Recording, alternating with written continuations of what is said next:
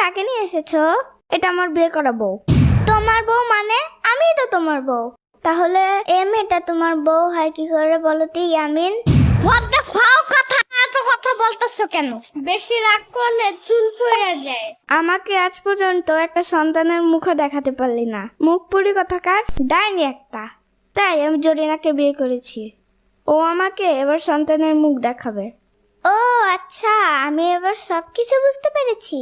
কথা হইলে কথা তা না। এখন ভিতরে যাও, আমাদের খাবার দাবারের ব্যবস্থা করো, সাথে বিরিয়ানি রাখবো কিন্তু। আচ্ছা ঠিক আছে, আমি যাচ্ছি।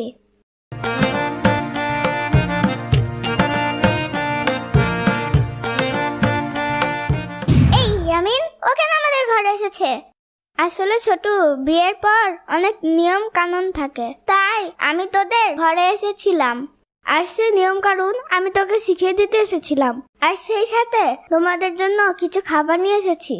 এই শম্পা শোনো, তোমার মতো অলক্ষীর কাছে আমি কোনো নিয়ম কানুন শিখতে চাই না। যা নিয়ে এসেছো সেগুলো এখানে রেখে চলে যাও।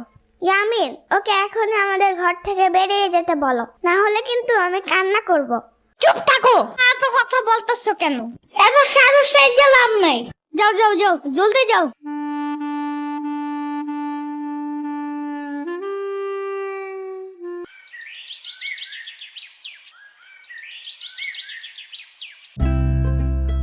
শম্পা, আমার ঘরটা না ছোট হয়ে গিয়েছে।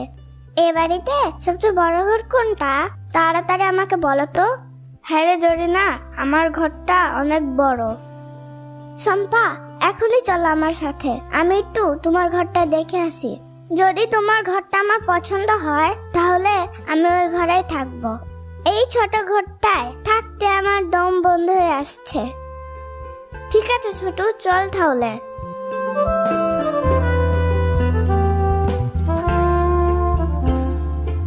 শম্পাপু, তোমার ঘরটা না আমার অনেক পছন্দ হয়েছে।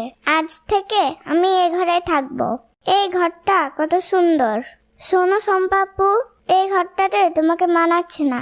আর আমার ঘরটা কত ছোট। এই ঘরটা মনে হচ্ছে আমার জন্যই বানানো হয়েছে। কিন্তু জরিনা, এটা তো আমার ঘর।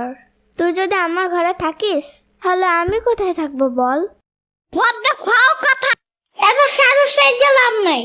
এই, এটা হচ্ছে আমার বাড়ি, আর তোমার ঘর বলতে এখানে কিছুই নেই, বুঝেছো? আজ থেকে জরিনা আর আমি এই ঘরেই থাকবো, আর তুমি বাহিরে গিয়ে থাকো। যাও যাও যাও যাও, জলদি যাও।